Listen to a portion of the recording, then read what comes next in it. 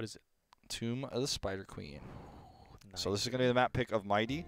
See if they want to try some shenaniganry yet again here on this map where wave clear is so important. Might try to get Ariel on their hands, but I don't think it's going to be possible with first pick going over to Tempest. So let's see how this draft turns out. Triple support we saw on Braxis not really going to be viable here, and we'll see if Garrosh is banned by them or if they want to pick him up first pick. I don't think he's first pick material right now, but they were willing to ban him to get the Ariel. Let's see how this one pans out. Tomb of the Spider Queen. See it? First ban, first pick Tempest. They want to have a throwaway ban. Not this time, just banning Ariel from the beginning. Having the Mighty has a choice if they want to leave Genji open, okay? I don't think Garrosh will be first picked here. Tasdar instead. More flexible choice. I think a smarter choice overall. Can still pick the Garrosh later if they think it's appropriate. And now with Tasdar removed, there's no strong double here. I think the safest pick is probably just Greymane Uther. But I mean, what other hero fits this role? Like, I just don't. I mean, I think this is like the. When you look at this, you don't go, oh yeah, I guess so. Like, you go like, okay, this is really strong. Like, I have to pick this. I don't think. I mean, I don't even think there was any other choice there. Like, I think you're just so smart that you can predict anything from happening. I know, it's almost like I've been casting heroes for like 3 years, and I just like look at them like, well, yeah. Greymane still has one of the worst win rates of all DPSs in Korea, with the highest pick rate in the tournament. That's true, but also a lot of the losing teams picked Greymane after losing the top tier DPS. I think that has to do. There's a Tracer coming out from Tempest, and they have been waiting for Tastar. Sign Tracer. Here we go. Not the strongest with Rhaegar specifically, but hides face. Not entirely sure what that was all about. He's like, you locked in Tracer without asking me. He's like, why'd you do that? I didn't say I wanted to play Rhaegar. Come on. Maybe they were going in full dive, just bringing out Illidan along with Tracer. Now, basically having this draft reversed between two teams. Okay. Now that's a big change.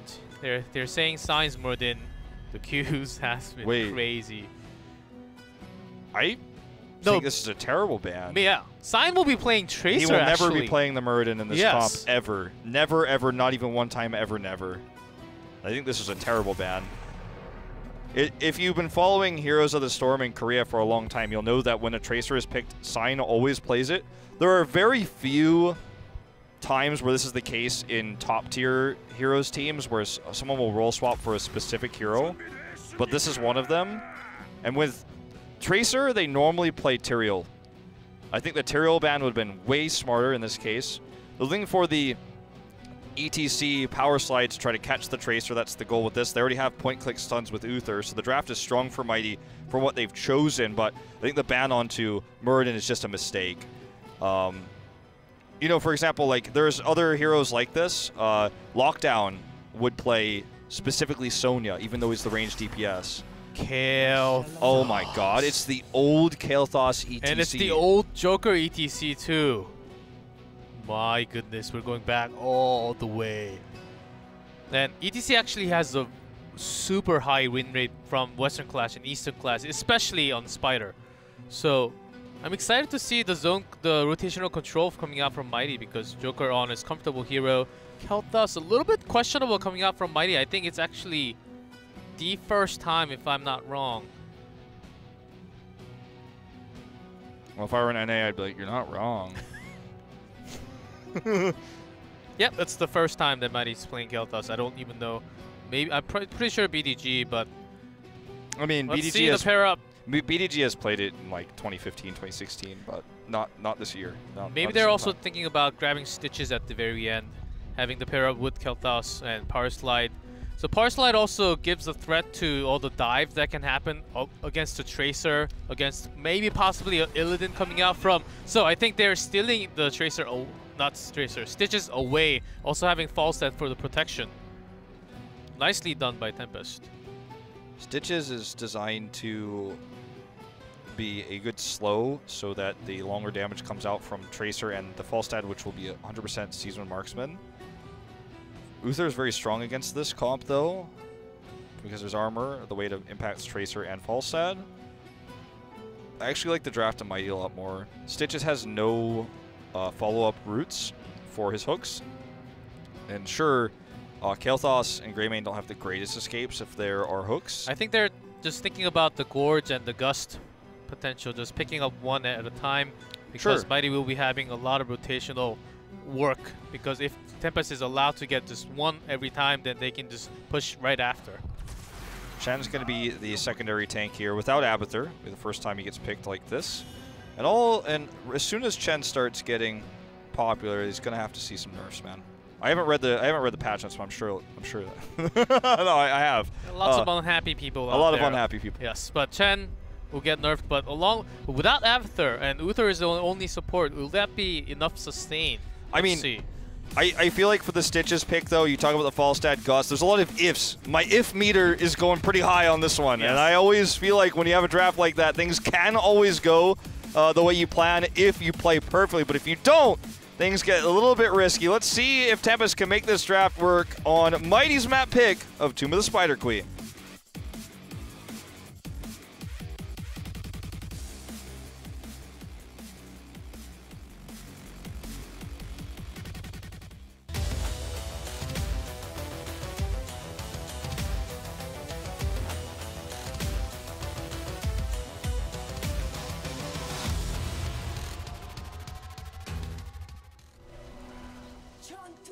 Mighty Joker on Kael'thas, okay. BDG on Chen, good on ETC.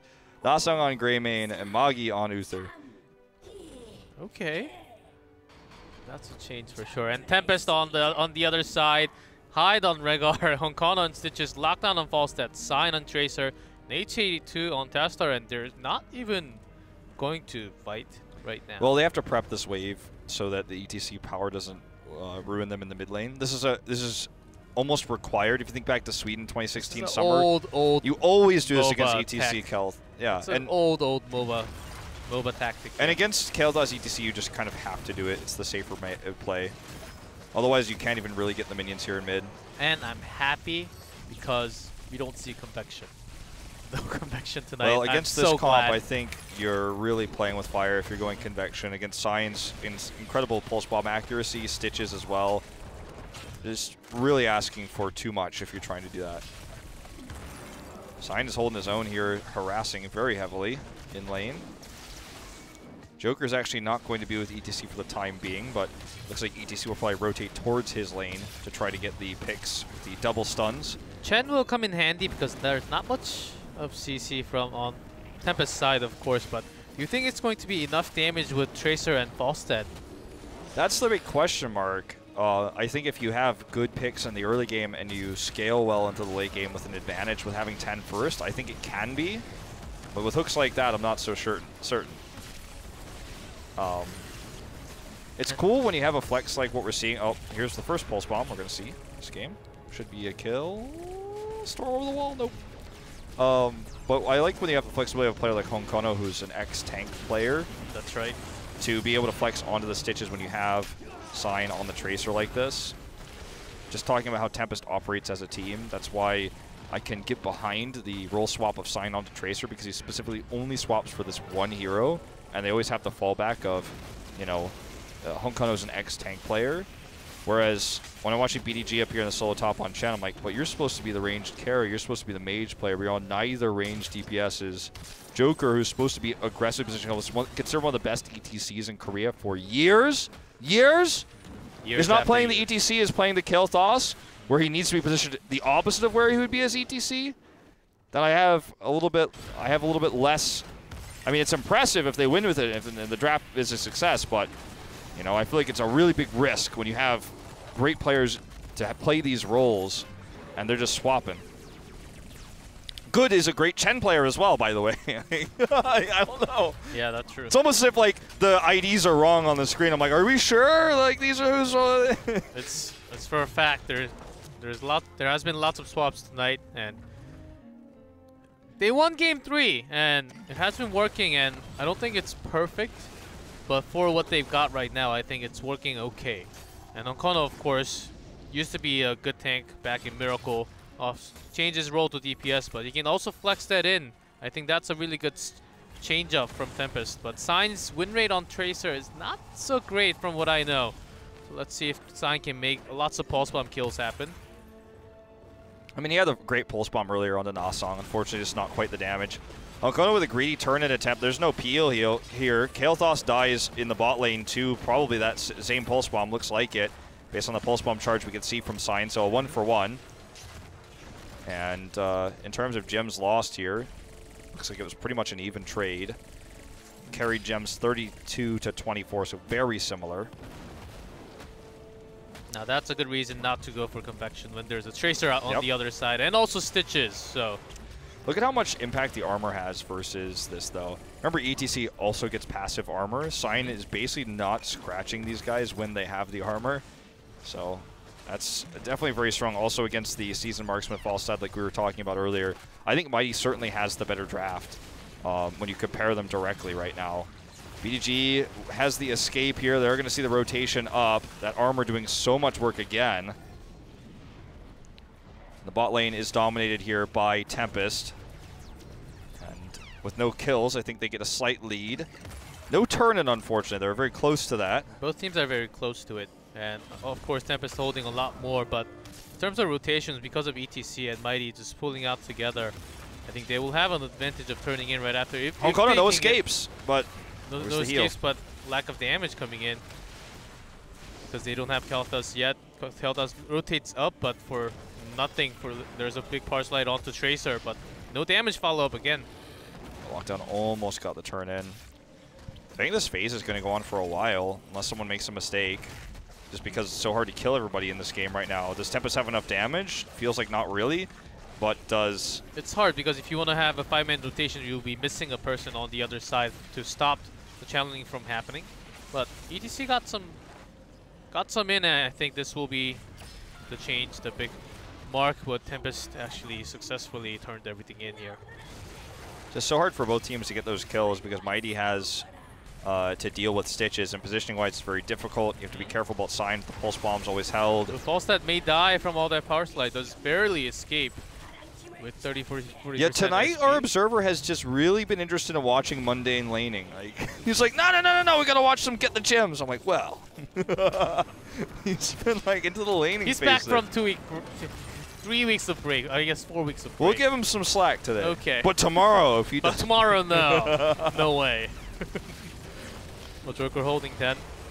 Oh, Magi is Sign actually going in aggressive here with all the Blink charge available, but not when ETC comes along, so...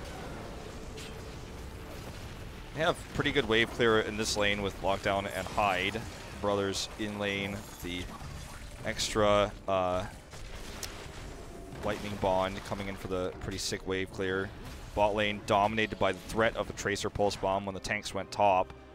That meant Kael'thas couldn't really siege like he wanted to defend. That's also the thing. The first kill from Tracer onto Kael'thas really started the rotation from Tempest. They also had more EXP from the beginning from having the better control of the wave clear. In terms of Mighty, they have an okay wave clear with Echo Pedal with Chen and Greymane, but it's not the strongest in terms of wave clear, like Falstad, Rehgar, or Tastar onto the other side. Of course, They're going to double turn in here, by the way, G-Cluff. Back to back. No one there to contest without 10. Yeah, they have a lot of poke with Cocktails and Flame Strike, but it was a risk they were unwilling to take. And this sets Tempest into a great position. They're carrying right now, I think, literally 6 gems. So even if like something goes wrong, there's no gems to lose. They're so efficient with this. They're going to start working on the mid and top forts. The wall already down in top lane, and the mid wall is very damaged, as you can see here. So we have the global in Falstad, who's soaking mid, can fly in for a gust. There's so many opportunities here for Tempest now. This is what they needed with this comp, I feel like. This is what I was saying, they have enough damage if they get a nice lead, and this is the nice lead they were looking for. Dropping the bio, zoning out, just to buy time here. And I think CTC is holding the big mosh, and Tempest does not have too much skills to actually cancel that mosh from happening. Lockdown has to come in for the perfect gush to save his teammates. I think a lot of pressure coming up from Lockdown here. I think that's part of the reason why they banned Muradin, even though there was no way Tempest was going to play it. It's just the threat of the interrupt onto the mosh was something they didn't want to deal with, knowing that most everything else was removed. Will this be the moment? It is going to be. Cleanse is very late, but it looks like the Ancestral is early enough. We already see the pick onto Kael'thas in the bot lane by Falstad, who's continuing to soak and push. He's not willing to come up here right now. Joker, please. And Sign will, with all the escapes there, hide and shift from H82. And Falstad has been pushing this entire time, and this keep is going down. You say Joker, please, and I think this is something that we actually can't ignore. Someone who's never played Kael'thas career-wise in a televised game ever. Not even when he was meta, he was always the ETC that worked with the Kael'thas. Dies soul lane behind a keep on defense. That should not be happening at this level of play. And, you know, they say they didn't have a lot of practice, but I don't think this is the place to practice the Kael'thas. They end up getting a 1-for-1 in the top lane, which allows Mighty to get this turn, and they're carrying so many, but what was accomplished in the bot lane opened up so many opportunities for more split pushing later on for Lockdown to go down there and get that keep completed. The bot fort, as far as I know, has a full wall still available. So that, I mean, that lane is always going to be his playground. As for Falstad's going to get those additional marksman stacks, is going to push for the keep. They may get close to 13, but they pushed so far into the bot lane, and they have Falstad on Tempest's side. So I think Lockdown will just have a fun. I still cannot even imagine how Joker died against the Falstad in his own keep like that, but that cannot happen anytime. I just hope that I'm wrong. I hope that I misread the fight or something, or maybe he died somewhere else. I'm like, no, maybe that just didn't happen. Maybe I'm wrong. That's what I'm hoping. As Lockdown 1v4s over here. And Tracer is coming from the bottom. Honkono with a great bile here for zoning. Unfortunately, it's BDG who's caught, no one else. Here comes the pulse. Great cleanse actually, canceling that hook too. With that hook, maybe they could have got a kill, but a lot of poking damage coming out from Mighty. Yeah, they're sticking around too long here. Tempest is. The Gust has to be used here for the disengage. Good split against that chain bomb. But it is going to look to be the double turn in here for Mighty. Everyone's so low. Nice. They did go and tap, but it's going to take some time before that heal gets off. Tassel are actually doing so much to deny these turn-ins. But I feel like at the end of the day, can they actually stop this? Falstad's already moved down bot. Lockdown wants to split push for that keep. Or at least to stop that bot Webweaver from really accomplishing anything. Well, he wants to interrupt. Barely gets it. Honkono gets the Ancestral. Divine Shield is used, so trading support ultimates here. The heroics are down now. Got the heroics out, but Falstad joins the team fight, and you can always just fly out, and there's a big power slide, and whoa, that was so close. What a recall there. And that's why Sign plays Tracer. Lockdown's trying to get the pick on the Nasong here. I thought that was a kill, actually, but that was a recall. So Sign escaping that, surviving. If you blinked, you would have missed it. Yes. And look, they actually deny all the turn-ins. And they want more now. Starting to actually trade up. Okay, Lockdown's caught here, though. I don't think he has barrel roll. Slow to try to help him get away. Tracer is looking for the angle to come in with the blink to have the perfect pulse bomb. Okay, Joker very hyper-aggressively positioned right now. It's actually such a tense turn-in deny attempt for Tempest, but eventually, I mean, with where they were always down on health and Mighty had the positional advantage, we all knew that that was going to eventually become a turn-in for Mighty. And for Tempest, they didn't really gain much from it, but the game just kind of progressed about one level higher for both teams. The bot lane that was prepped by Falstad, though, is the one where we see Kael'thas and Uther down there. That's going to be some extra experience he wants to grab. But getting the fort is so far away now. Oh, pulse bomb missed. Nice hook, the BDG actually having the perfect kick to dodge the pulse bomb from coming in. They don't have Kael'thas. Can they really... Honkono's trapped out here. Cleanser, no, he's not getting in that way. Not in the top. Oh, it's not the way. And Falstad does not come in for the time being just to save his teammate. I think he was just saying, I'm dead already, so just take care of the wave. Yeah, he might have also not had Gust available, or sorry, Flight available. But the bot fort stays healthy. He comes up here. He's getting so much extra experience, which is keeping them even in experience right now. despite the top fort going down. He gets the extra soak and prevents that bot fort from going down. That was not the best combo the world has ever seen. Yep, and Joker playing a lot better now, as we did not see the kill on the bottom lane. Not this time. That was okay. One fort lost, and they caught up a lot of the level. Mighty actually leading in level now, and because of all the pressure from Goods ETC, I think he's holding into that mosh. There's a big cost coming up from the side. The signature move of lockdown, but ETC may change everything. That was a great cleanse onto Joker. Will he survive? Looks like Uther is the only one to die. Joker is very low. H82 trying to get that damage done with Archon here, but the heals are too much. Uther's never the first target you want to kill. It makes him more fierce as a healer. But the fight ends with Tempest surviving, not losing any more members. They're still holding on to 50 gems, but this could change. Lockdown and Honkono getting a bit aggressive here. They have the fort to back them up. Nice decision from Good. He was hoping the wall went down, but it didn't happen. Signs coming from behind, though. Nicely done. That's a 1-1 trade. Does he have a pulse bomb? Not yet. Gets a double. Can he get the triple here? He will have the pulse bomb soon. They seem to ignore BDG. Who's actually taking aggro. There's the pulse bomb, and that's the kill.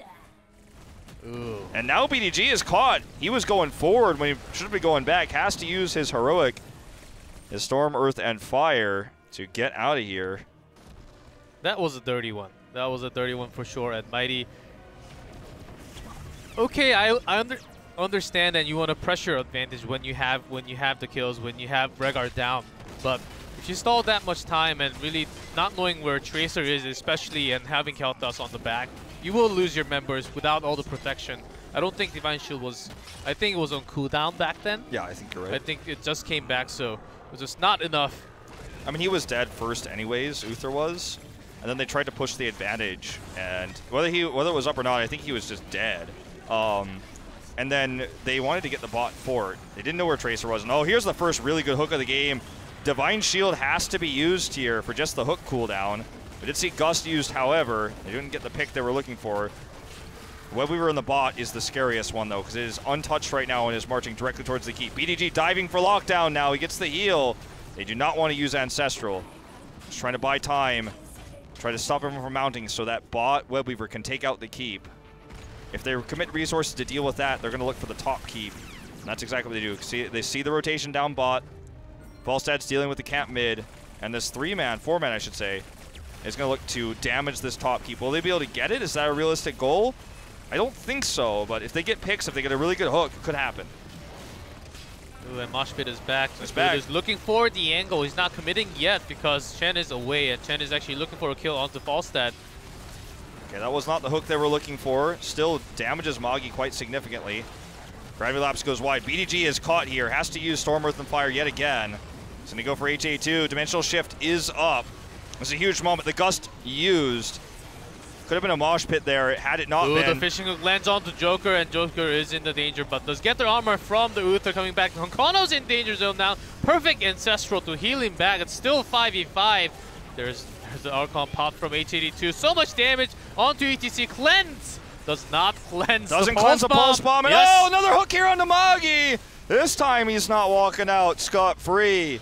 And Tempest will boss from this. This could be a keep minimum. The bot keep, look at how much pressure is there in the lane. They could try to push the bot lane while the boss just goes towards keep. No support on the side of Mighty. The big threat of the mosh pit for the side of Good. I keep thinking it's Joker, but it's not. Not with this team lineup here with Good on the ETC. There's no threat there for 20 more seconds. Suppose he will be up in time. It wasn't the fastest boss clear on record. So they're not going to be able to push for both. Also, Chen has already dealt with the bot pressure. So they're just going to be able to try to push this top lane in, grabbing experience as they do so to try to get that 20 guaranteed advantage.